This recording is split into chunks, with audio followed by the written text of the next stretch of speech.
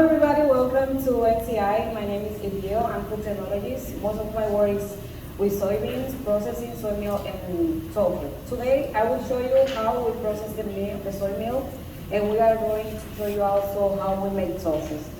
This is a pilot scale machine or system. This one simulates a big scale production. First, we have here is the soybeans. These beans were soaked overnight, for about 16 hours. Here I have one of the samples of how we soak them in and how they look once they are soaked. This one is rinsed and drained, and it's ready to be processed. So this one is the first step for the soy milk process. Once we have the soy milk drained and rinsed, we are going to grind. This one is a small stone grinder, the same system that we have here, but here I'm showing you how the stones are settled and they crack together, and we get the soy milk after the grinding. So I'm gonna start right away. Everything here is automatically. We can either run automatically or we can do by hand, setting the time and the cooking time and the filtering time that we want. So today we're gonna do automatic process. First, we're gonna dump the soft beans into the funnel, and the system is going to pour 10 kilograms of water. It's regular water. It's not hot. I'm gonna.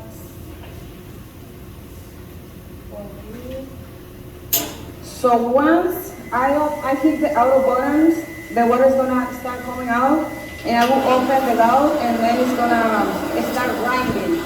The first step is grind the beans with water, and the sugar is gonna go to the cooking time.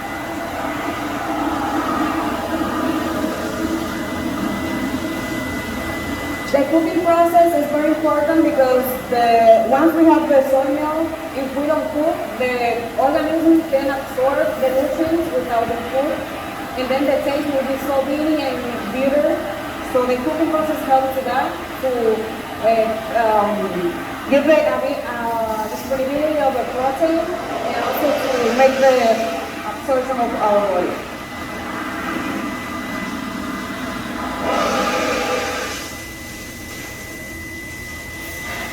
So we have to wait until all the water gets into the tank, and now we're gonna have a liquid product. It's gonna be soybean, like a fiber or cara in this case, and the beans grinded. It's gonna mix for a while, and then it's gonna start heating. This is a steam process. You see the steam coming out. So it's gonna cook this with the steam. The steam milk.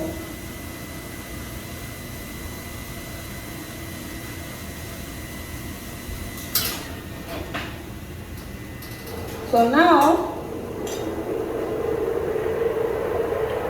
it have a mixer inside. It's mixing and heating. It's gonna start heating, and that's gonna take for about 5 minutes to be transferred to the filtering process. Okara and fiber is gonna come through this screw, and then soy meal is gonna pump in this container. After we have the soy meal filter and everything, the next step is adding the coagulant to make the tofu. In the industry, you can use three types of coagulants. Can be salt, can be enzyme, or can be acid. You can even make tofu at home if you want. It's gonna be more difficult, or maybe you can make a small amount instead of. So today we're gonna be using calcium sulfate, which is a coagulant. Here I have an example of the coagulant that we are going to be using. So we're gonna mix the calcium sulfate with water, and then we're gonna incorporate the mix into the hot soy milk. That's gonna be the next step. once we have the soy milk here.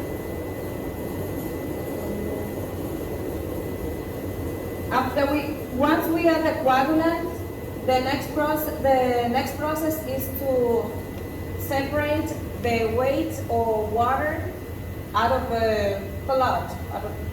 And that will be done by pressing with the other equipment that we have there. It's a pressing system. So this one is a very important step, the coagulation part, because it needs to be like a certain temperature, and that's something. And sometimes in the mixing part, when you are mixing with this coagulant, if you don't mix well, the coagulant can go to the bottom of the container, and then any coagulation will form. So those steps are kind of critical. The grinding part, because if the grinding is not working well, then you won't have enough protein and you won't have good products. So grinding and coagulations are the two critical steps in this process. So temperature is going slowly. Probably we don't have no steam, but it's going slowly until it gets 84 Celsius. And then once it reaches 84, it's gonna start pumping the soy milk. So it's going like this.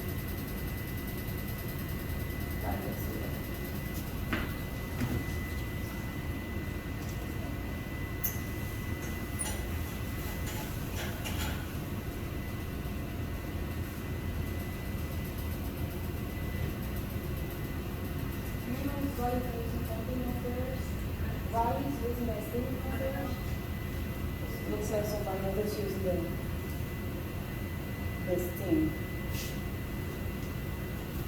So for the tofu, once we have the tofu, we separate it from the weight of the water, and then the pressing time also is related to the final product that we want. If we want a firm tofu, we have to make pressure for longer time. If we want a soft tofu, so that's depends how you want the final product or the texture that can impact the texture.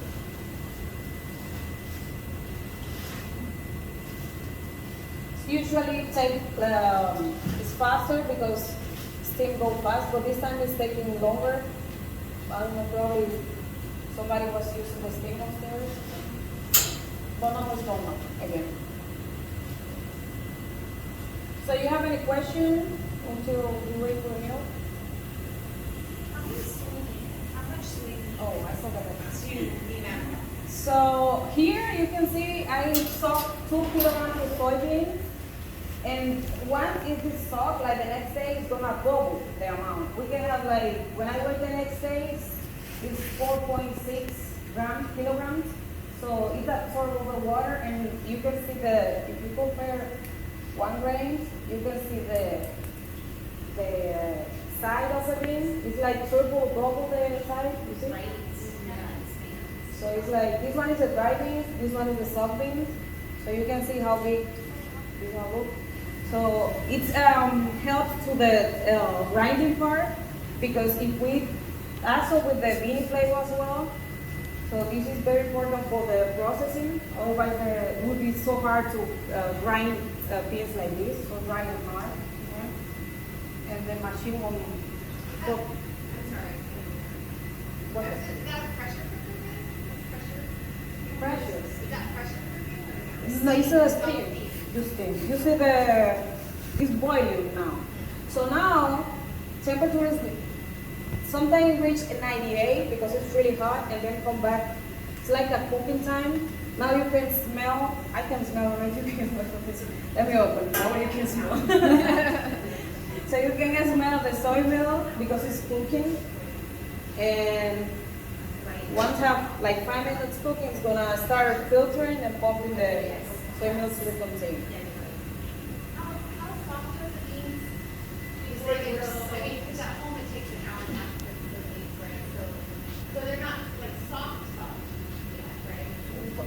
To cook, once you cook, To make milk. because here you have to grind the beans after.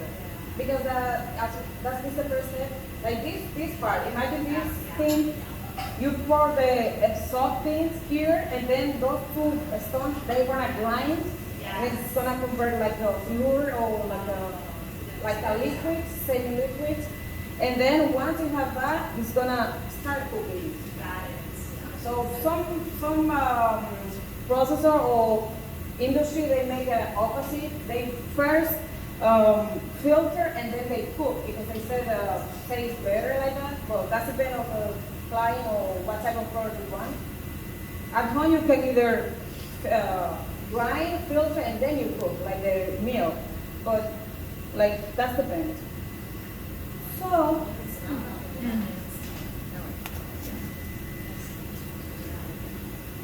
Let's see. It's boiling a lot. Any other questions?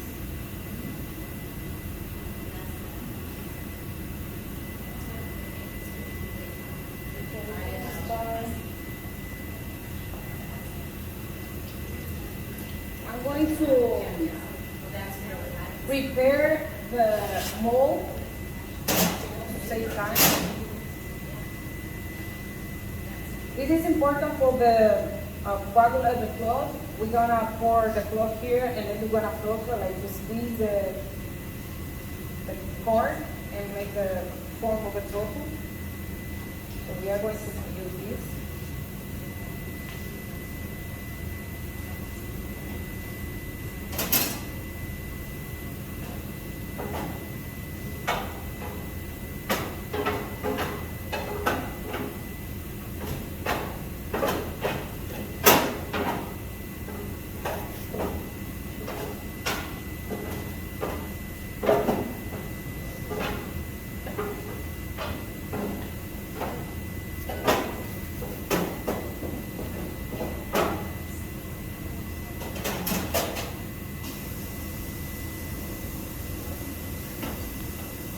I can also mix here the calcium sulfate with the water.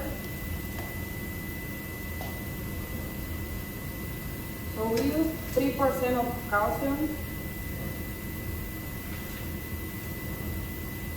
This one needs to be mixed before, that way it's incorporate better to the soy milk. So what is that again? Calcium sulfate. Also we have nigari, that is more Japanese coagulant. Nigari is made of magnesium chloride, and it's a combination. Sometimes they add calcium and magnesium, both, and something else. But this one is magnesium. I was reading the ingredient, which is magnesium. So when you hear that sound, that means that the milk is coming out. So that's a good thing. So we're going to have soy milk coming out soon. Here we go.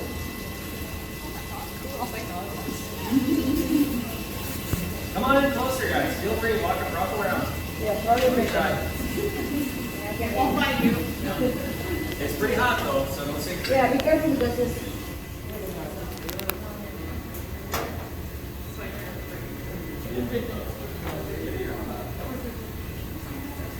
we're gonna start seeing the okara. So the okara is a byproduct that can be used for baking. You can make some crackers, or baking is the major use of this, or can be to feed cows and sheep. That's other. We don't use it here for any product. But you can see how the machine separates the fiber, and fiber comes through this and filter. It's a filter that is inside with pressure, and then the soy milk comes through this.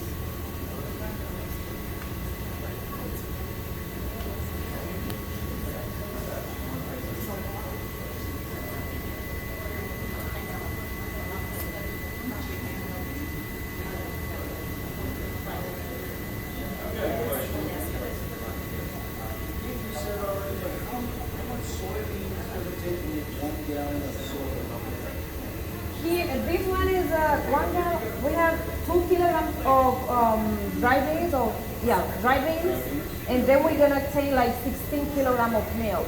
because that's the amount of water you add. Because we have the beans weigh like 4 after they soak, and then if you add, the system have like 12 kilograms of water to the system, so 20 like 6. Yeah.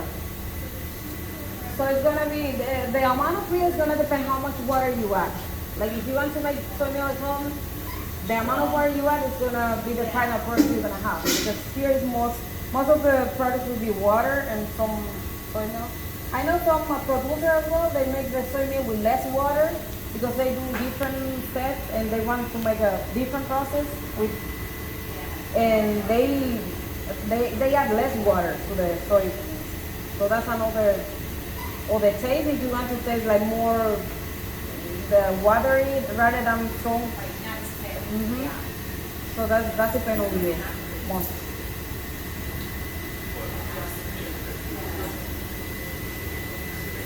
This machine is gonna stop automatically when finish filtering, so this button is gonna turn off.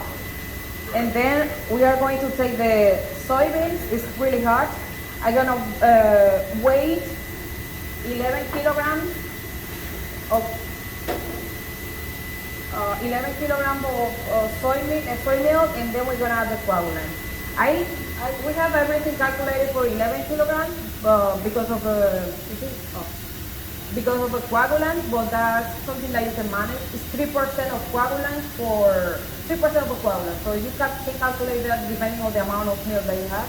You have 10 kilograms, you calculate 3% of 10, how much is that? So that's the amount. Also, you have available on the market some liquid coagulant. Like there is a lot of things that you can add to it. Even lime, some people I know they make vinegar, lime, they can add to it and make a cloth. And it's similar to the cow cheese, like regular. So now, I'm going to remove a little bit of the foam on top of it. Take this off. Because it's not all.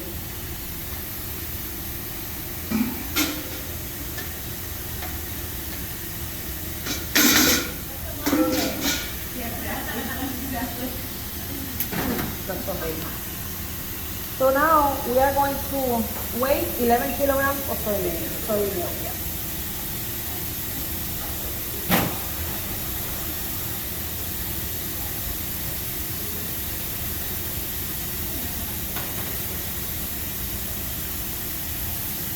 I don't know if I can remove the foam.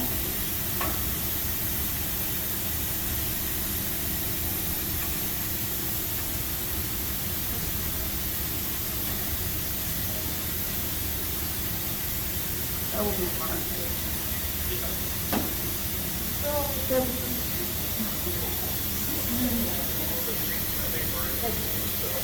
So let's move this here. So now it's the time to add the coagulant to the soybean. I'm gonna speed up the coagulation process. And I'm gonna mix until I see the cloth form because it's 5 level settle. We have to wait like 12 minutes, so in order to speed up the process, I'm gonna do it differently.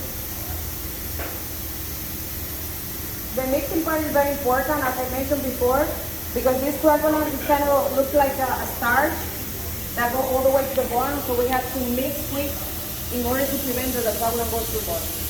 So I'm gonna mix and add the coagulant. I'm gonna pour this on.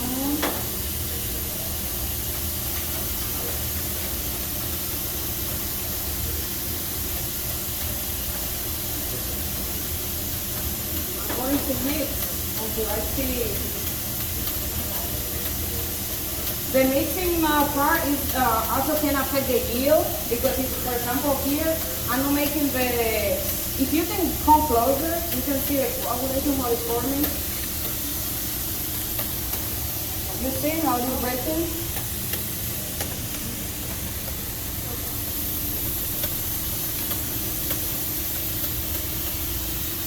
Okay, so now I'm gonna have to.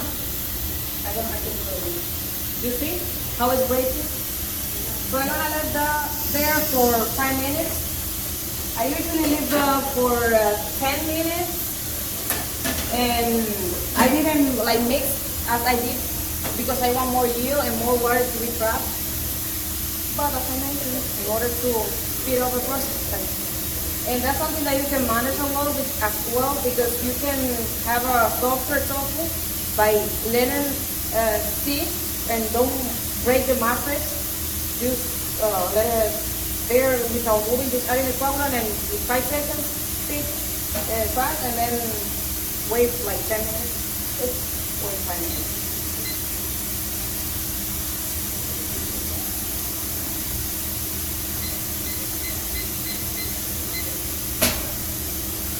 Once we have the 5 minutes, we are going to transfer, I don't like to say it. I'm going to transfer the dough, the coagulated product to the mold. And then we're going to start the draining process. So separating the water or waste out of the flesh. Do you have any questions? You have a question. Do you think you can make tofu at home? So it's still steamy. What kind of a temperature is it at during this process? This one is like 84 something because it's reached 98, but by the time that all the meal is there, it's like 84 something.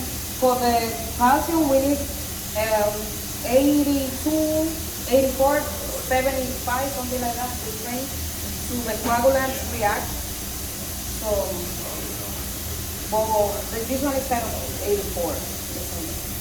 Some process, once we have the soy meal, sometimes we measure the bricks to know the sugar content, because that can impact the final product, that can impact the flavor.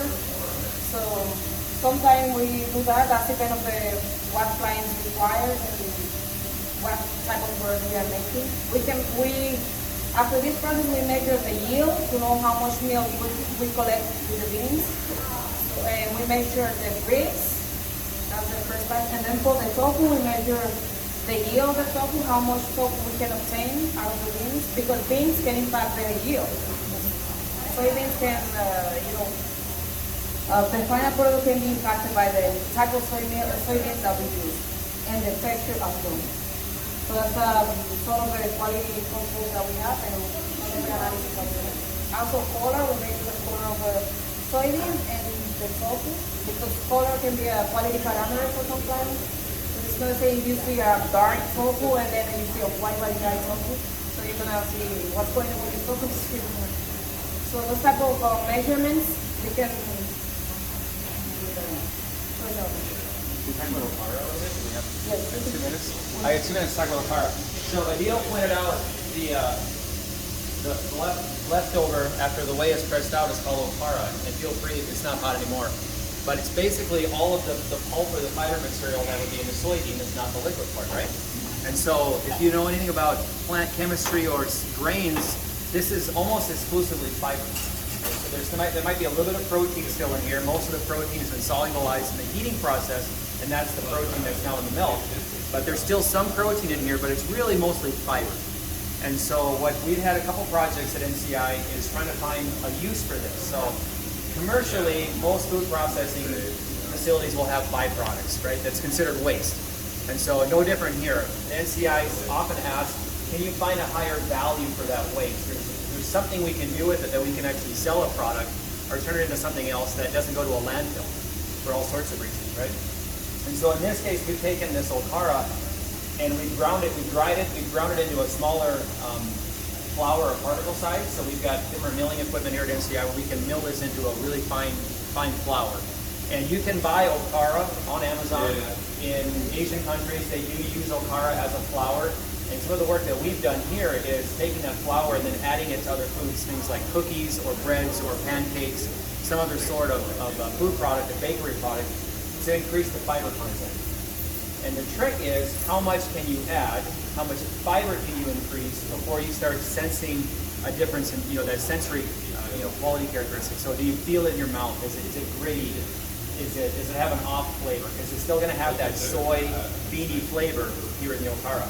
So how much can you add? So we do a lot of those what we call inclusion rate studies. How much can I add to maximize the benefit without having a sensory negative component?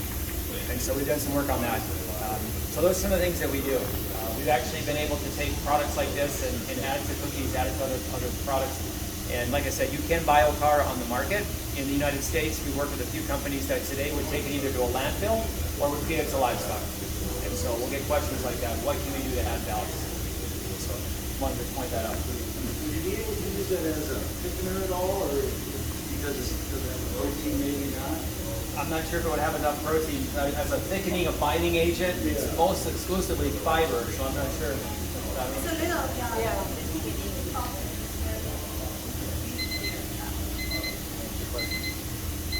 There's the buzzer. That means my time's up. Alright, so coming back to the beginning of the process, you remember that the first step was to soak the beans overnight. Then the second step was to grind the beans to obtain the slurry, and then after we grind the beans, we cook the cooking liquids, and then cook it for about 5 minutes, 90 plus Celsius, and then it's gonna filter and pump the milk to the system. Once we have the milk, we transfer the milk here, we add the coagulant, we wait for some minutes to see the coagulation form. And now we're gonna transfer and start the last step, that is the pressing step. Oh, yes. So here we have, you see how it's separated from the weight of water, you can say, is separated from the flow. Now I'm going to transfer this to the mold.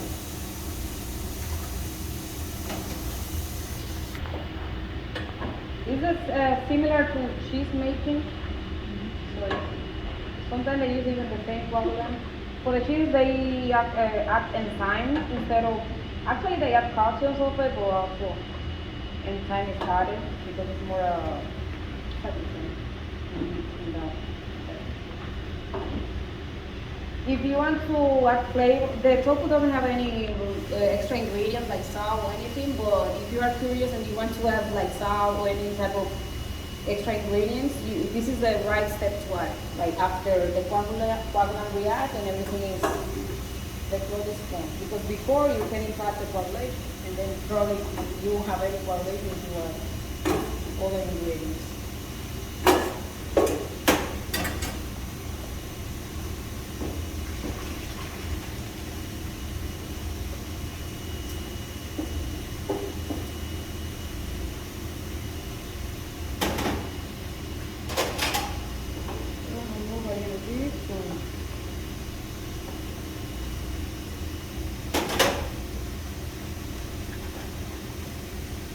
See all the water coming out?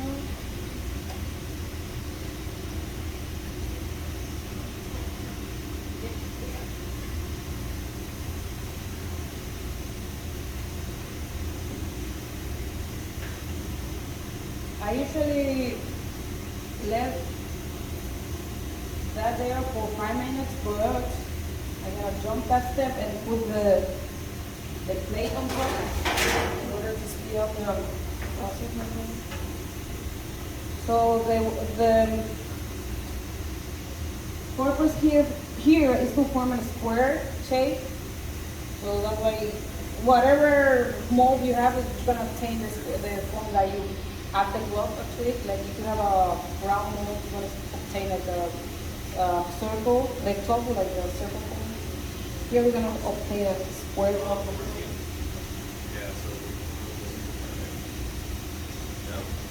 So now, I'm going to wait for 2 minutes, let's say.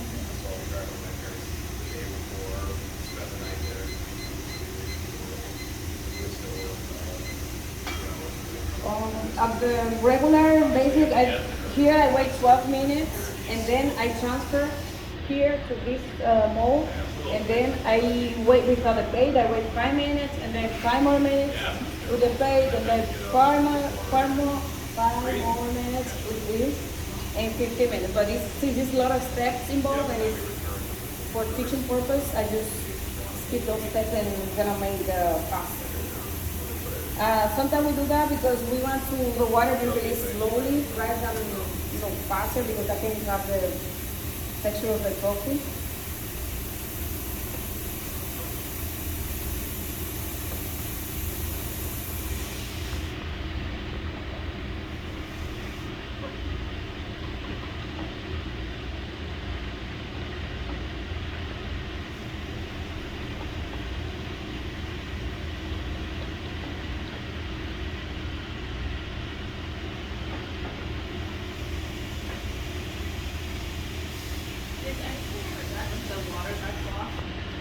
I know I have here with the cheese, they make like a powder process with the whey. Before I was doing an experiment in my country, the Dominican Republic, so I was using the powder out of the weight of the soy milk, and then we were making like some drinks, sport drinks, something like that. But I know they make some products out of this.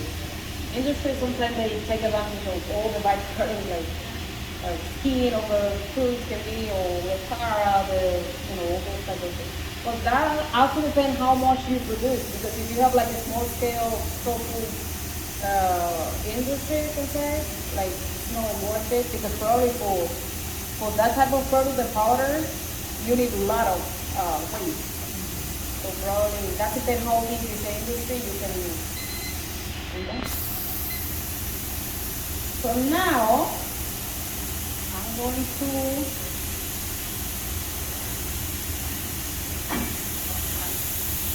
press it. Actually, I do like 5 minutes half pressure, but this time I'm gonna make 15 minutes full pressure. So heat up and that's how it works.